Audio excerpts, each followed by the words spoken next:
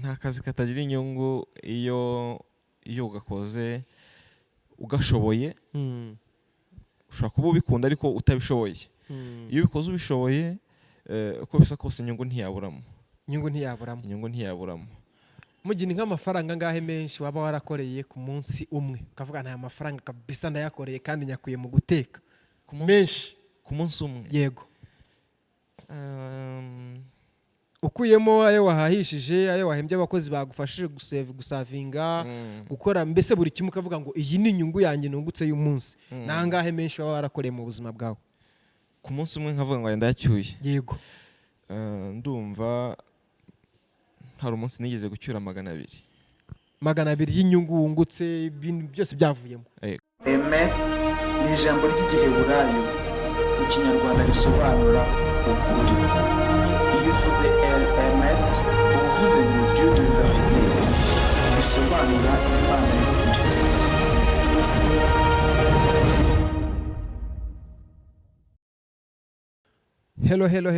Hello my people. Mbanje kubasuhuza cyane. Ndabakunda.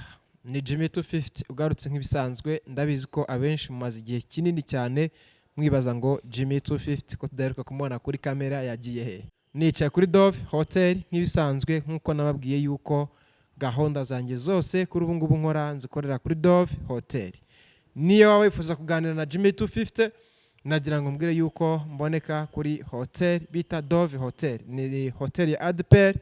Ni hotel ifite sale nziza yo gukoreramo amakwe. Ni hotel ifite restaurant nziza irimo buri kimwe cyose wifuza. Ni hotel ifite amarumu meza. Ni hotel ifite gym, sauna, massage. Ni hotel kandi ifite piscine aho abakuru bogera ndetse n'aho abana bogera. Ni hotel ifite ibyiza byinshi. Murabona yuko rero nicaranye n'umusore hano rwose umeze neza. Ni umusore ufite fresheri ukeye, umeze neza, ufite utwanwa nka Suna, mugani wa mutipe ngo Suna. Reka rero mbabwire yuko ariwe tugiye kuganira uyu munsi, ariwe tugiye kugirana ikiganiro cy'iminota mikeya itari myinshi.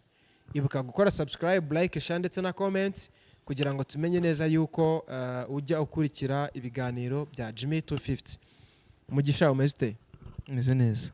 Meze neza cyane. Nkuvuze izina kandi bitari ngombwa wari bwivugeho bwawe.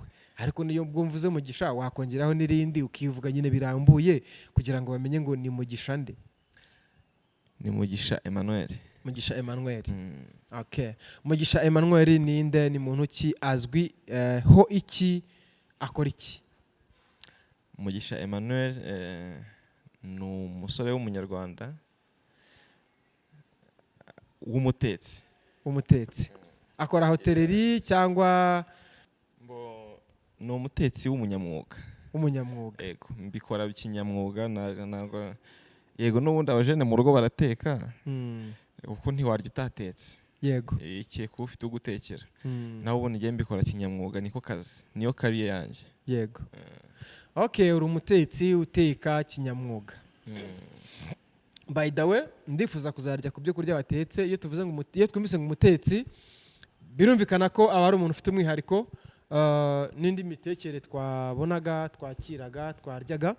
Uko byagenda kose birumvikana yuko ukora mu bijyanye na hoteleri. Ese muri uko guteka kwawe watekereje gute gukora ibyo bintu? Ko mbona ari ibintu bikorwa n'abantu benshi bagiye batandukanye, bakabikora bakira abantu mu makwe, mu mabidi no mu bindi birori bigiye bitandukanye.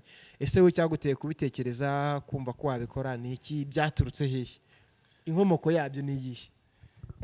Inkomoko yabyo? Yego. Ni iby'umuryango. Ni iby'umuryango? Papa wanjye ni umushefu. Nanjye nakuze urumva yampaye basic skills. Yego. Hanyuma ikirenzeho njya no kubyiga. Mbona impamyabumenyi yabyo. Yego. Ariko nkaba mfite na experience itandukanye. Urumva nagiye ngenda ahantu henshi. Yego. Mpura n'abantu benshi. Abandusha experience nkabigiraho. Mpamya ko ubu ngubu nta muntu umenya igikoni ni ikintu kigari. Yego.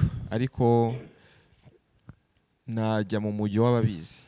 wajya mu ndi mu mujyi w'ababizi w'ababizi ariko ntawe ubimenya byose Mm. ntawe ubimenya byose kirazira kuko isi ukuntu ingana ifite amoko menshi y'inteko bitewe n'umuco yego rero hari utaragenda amahanga ngo aho hose uhagere ntiwavuga ko byose ubizi ntibavuga ko byose ubizi yego ariko ibiri international Mm. byo navuga ko mbizi ibireba international bavuga ko ubizi Yego. ariko nka bimwe tuvuga ngo ibyo kurya bya kinyarwanda ibyo kurya gakondo ibyo by'urumva no mu muco ni ibintu umuntu aba azi bisanzwe yego ibya kinyarwanda ndabizi Mm. n'undi wese yabimenya gusa urenzaho ukabikora kinyamwuga Mm. iyo mvuze ibi international ni niryo ushobora kujya ahantu hose ku isi hose ukayaka ukayisanga ni indyo iri international aho waba uri hose ku isi yaba ari mu gihugu cyaba uruhu rw'umweru yaba uruhu rw'umukara niko nabivuga mbese aho wagera hose ku isi ni indyo umuntu ashobora kuba yakenera ukayimubonera ukayibona kandi ikanyura umutima we yego ariko numva uri umuhanga cyane ndumva uri umuhanga cyane by the way abantu ujya ukunda gutekera ukavuga uko byagenda kose nanjye ubundi kuri revu nziza yaba hoteleri cyangwa y'abatetsi ni nk'abahe bantu ujya utekera ukavuga kabisa natetse noneho ndi umuhanga abantu bose ari abera ari abahondo ubwo nabo ku mugabane wa Aziya ari abo ku mugabane w'Uburayi bose uko nagiye mpura nabo kandi buriya ikinezeza umutetsi ni uko ateka bakabirya bikaryoha ababiriye bagashima okay good bakaguha feedback nzima yego watetse neza biraryoshye tuzagaruka uzongera dutekere kandi ikindi nk'abanyamahanga kenshi yego iyo ari ifunguro ntirimunyure ntabwo yagenda atabikubwiye burya se ntabwo yagenda atabikubwiye ntabwo nyine ntibagira ikintu cyo kubika amabanga agenda atanyuzwe abijyana mu mutima we ngo abibike avuga ngo ntacyo wenda utabaza ngo buri bimeze neza arakubwira ati aha ntibyagenze neza aha byagenze neza uzahindura iki ukosora iki yego kuko abenshi nka bari bakunze kugenda ibihugu byinshi baba barariye ahantu henshi barariye ibyatetswe n'abashefu bakomeye rero iyo ariye n'indyo akumva hari ikiburamo arakubwira iyo ariye n'ijya kumva hari ikiburamo arakubwira ntibi bintu wapi kabisa yego ariko iyo agiye ashimye ni motivation igutera gukomeza gukora umurimo wawe ukunze umurimo wawe okay byiza cyane hanyuma ikibazo nshobora kwibaza uyu munsi umuntu aramutse agukeneye mu gishandi fuza yuko unyakirira abantu ni nk'umubare w'abantu bangahe wumva utarenza mu kwakira cyangwa wumva wakakira ukavuga ni kabisa abangaba uru rwego nanjye ndugezeho unagize ubushobozi bwo gutumira u Rwanda rwose wampamagara sure ubwo u Rwanda rwose warutekera gute warusavinga gute birashoboka icy'ingenzi iyo hari ibikoresho byo gukoresha mu gikoni hari uwo muntu afite ubushobozi bwo guhaha ibyo ngibyo abantu bazakonsoma ibintu biba byoroshye ese usibye ko ibi bintu wenda ubikora nk'ikinyamwuga kuko wabikomoye kuri data ukubyara kuri papa wawe muri make birumvikana yego kandi wabikomoye ibi bintu byo guteka ubona bigira inyungu ese washishikariza abandi bantu kubikora bimeze bite nta kazi katagira inyungu iyo ugakoze ugashoboye ushobora kuba ubikunda ariko utabishoboye iyo ubikoze ubishoboye uko bisa kose inyungu ntiyaburamo mugini nk'amafaranga ngahe menshi waba warakoreye ku munsi umwe ukavuga nta mafaranga kabisa ndayakoreye kandi nyakuye mu guteka menshi ku munsi umwe yego ukuyemo ayo wahahishije ayo wahembye abakozi bagufashije gusavinga gukora mbese buri kimwe ukavuga ngo iyi ni inyungu yanjye nungutse y'umunsi nangahe menshi waba warakoreye mu buzima bwawe ku munsi umwe nkavuga ngo ndayacyuye yego ndumva hari umunsi nigeze gucyura 200 y'inyungu wungutse ibintu byose byavuyemo yego kakazi kari keza ahubwo nanjye nyigishe mwana uzi ko 200 yahembwa ukwezi gushize nabwo bose ndayaherukara naza kuvuga ngo mpembwa 200 abantu bagabana Jimmy amafaranga zana turyeho ntayo ariko 200 hari benshi bayahembwa ukwezi kurangiye hari n'abantu usanga batayagezaho ariko urumva bo bashobora kuba bayakorera umunsi umwe mu kiraka kimwe ukayinjiza ukacyura mu rugo ndumva ari akazi keza ashobora no kurenga ariko ibiraka nyine ikiraka bari ikiraka kiba ari ikiraka ikiraka bari ikiraka ntago wagereranya n'umushahara w'ukwezi mu Rwanda cyane cyane cyangwa muri Afurika kenshi biragoye ko umuntu tuvuge ku isi yose hari umushahara umuntu ataguha kubarira ku kwezi ariko iyo ari ikiraka imibare y'ikiraka ibitandukanye n'imibare y'umushahara w'ukwezi yego donc muri make urashishikariza abantu ko bakora ibiraka cyangwa benshi bakorera abandi cyangwa bagakorera leta iyo bigeze kuri iyo ngingo icyambere cyo abantu bose ntibakwikorera yego abantu bose ntibakora ibiraka hoteli ziba zikeneye abantu bakora akazi bagahembwa ku kwezi kugira ngo bahore batanga iyo serivisi yego muri leta hakenewe abakozi bamanaginga figo runaka imiyoborere runaka n'abibiraka barakenewe kuko umuntu nagira wenda nk'iyo habaye ubukwe umuntu akeneye kwakira abantu adashaka kujya gufata hoteli ngo abe ariyo imwakirira abashyitsi icyo gihe azakenera umuntu ukora ikiraka uvuga ngo buri wese icyo ashoboye n'icyo akunze gukora nicyo ajyamo ese ushingiye ku banyabiraka n'abantu bakorera ukwezi ubona ari abahe bantu baba binjiza amafaranga menshi ku munsi cyangwa mu kwezi biterwa n'imihindagurikire ni ukuvuga ngo nshobora kubona nk'ibiraka wenda tuvuge nka 3 mu cyumweru yego 3 mu cyumweru ndamutse mbaze ku kwezi naho byaba 2 yego uko bisa kose ibiraka 2 cyangwa 2 ibiraka ndavuga ibiraka yego mbonye nk'ibiraka 2 ngiye mbona ibiraka 2 bya buri cyumweru cyangwa 3 yego ntago nakifuza akazi ku kwezi sure yego ubabonyemo amafaranga kabisa uvuga ngo rwose ntago nakifuza akazi ku kwezi ariko nanone kubera ko ibiraka utabibona buri gihe yego ni bishobora kuboneka ubu ngubu ari byinshi ejo bikabura cyangwa bikaboneka ari bikeya yego ntago ari ikintu urambirizaho cyo kuvuga ngo ngiye kurambira ngiye kubigenderaho ku buzima bwanjye bwose ibonye umwanya bihari urabikora ariko nanone iyo bitabonetse ukeneye ka kazi kagusapotinga arako ukwezi nta kibazo arakaguhemba buri munsi ariko gahoraho nabyo nta kibazo ese mu buzima bwawe warigeze ukora akazi k'ukwezi naragakoze ariko akenshi singatindaho kubera iki niki gituma utagatindaho ntabwo ngatindamo cyane bitewe nuko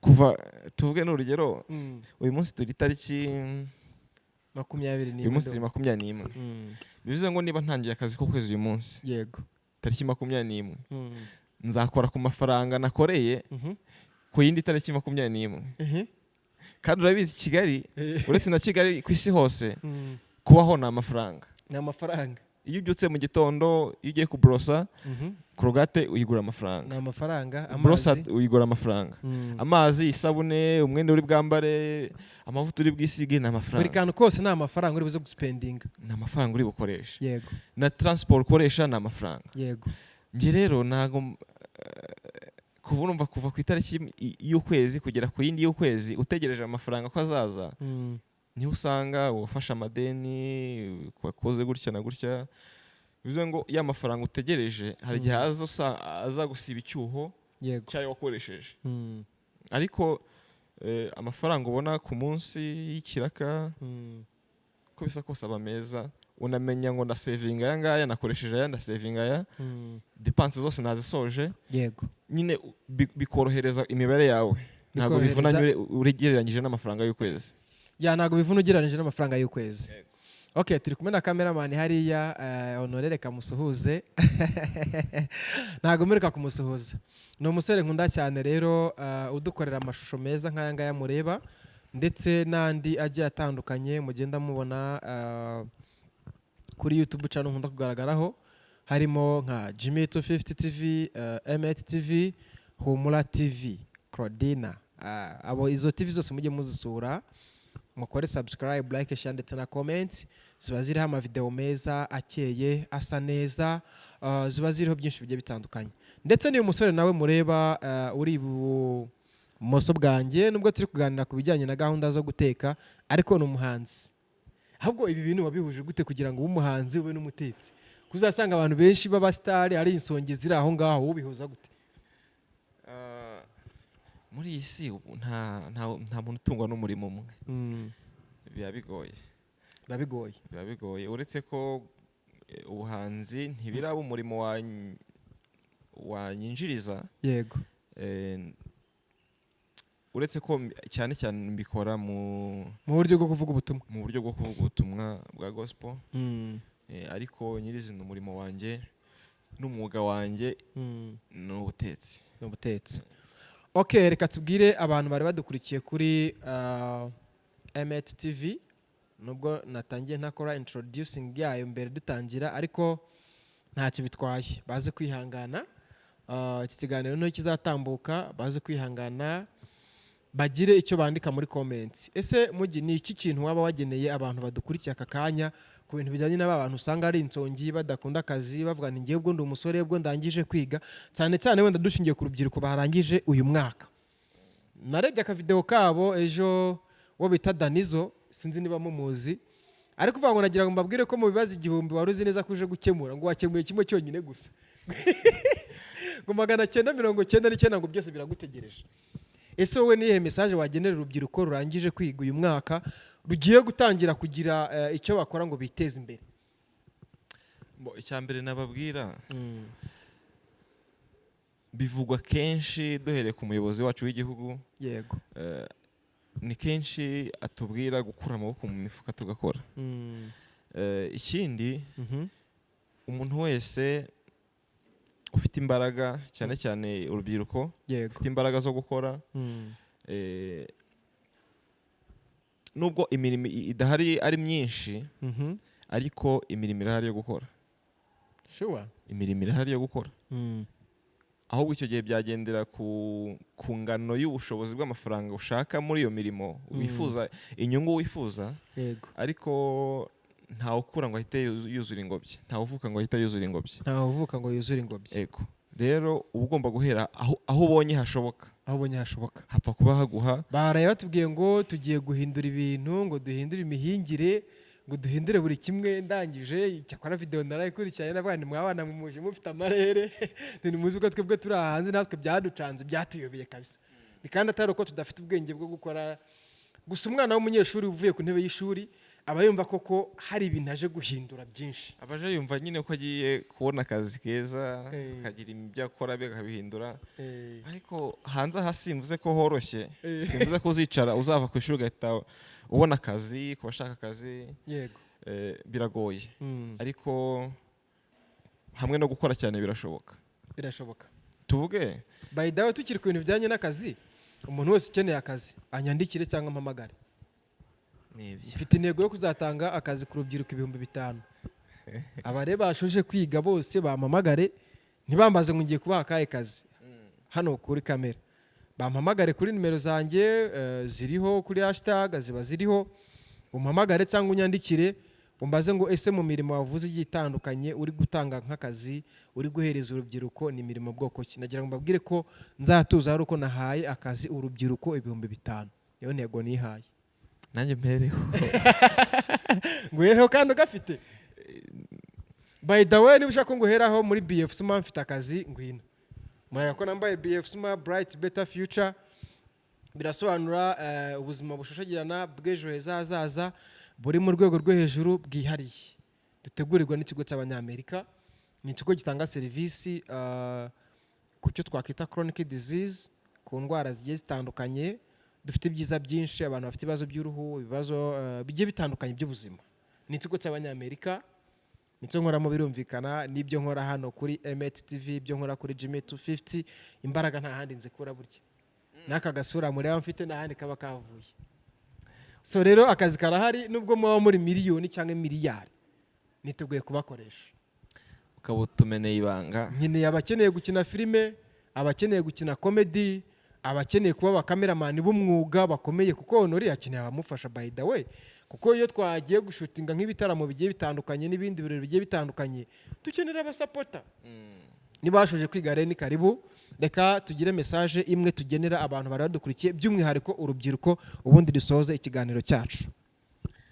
Iyo ni wowe uri buyitange kuko niwe mutumirwa mfite uyu munsi, ugomba kugenera message urubyiruko rugenzi rwawe kugira ngo bamenye igikwiriye gukorwa kugira ngo nabo iterambere ryabo rirusheho kuba ryiza. Inama ya mbere, yego, turatanga imwe, turatanga ebyiri. Tanga ebyiri ntacyo biremewe. Okay, iya mbere ni ukwizera. No kwizera.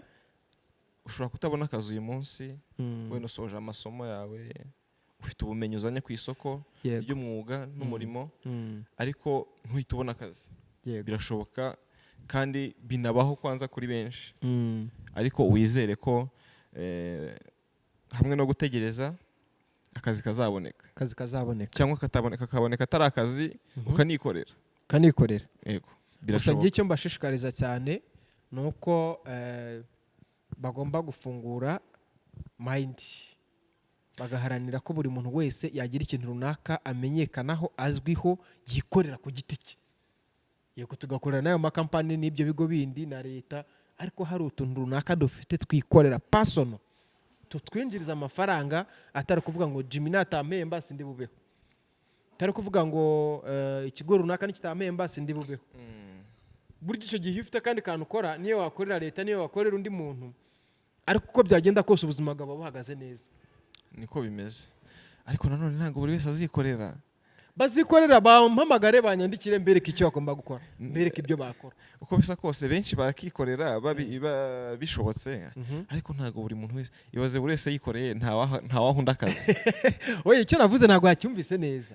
Kugira brand yawe ikintu runaka uzwiho, nawe ugira abandi ukoresha, nyine bagukorera ukitwa boss. Muri abo uzakoresha rero urumva ko nawe gusa byose birashoboka. Hanyuma ikindi nk'uko wari ubivuze ni ugufungura mind, bakumva ko nta rugendo umuntu azagenda mu munota umwe, mu isaha imwe, mu munsi umwe cyangwa umwaka umwe. Urugendo rwose rusaba igihe. Urugendo rwose rusaba igihe. Bivuze ngo muri icyo gihe umuntu aba afite gukora ahereye ahashoboka. Ya, urakoze cyane, wagize neza kumpa umwanya wawe ndetse no kumpa iki kiganiro twagize. Reka dushimire mwese mwari mudukurikiye, tubibutsa yuko turi kuri Dove Hotel. Gana Dove Hotel uhabwe serivisi nziza zigiye zitandukanye buri munsi uko bukeye nuko bwije. Nubwo ahantu nicaye ari hejuru, ariko ndi kubona abantu benshi cyane baje muri gahunda zigiye zitandukanye. Kuri Dove rero nawe ntukabure, ntucikwe. Gira ibihe byiza, umunsi mwiza, amahoro aturuka ku Uwiteka Imana abane na mwese aho muri. Ciao ciao.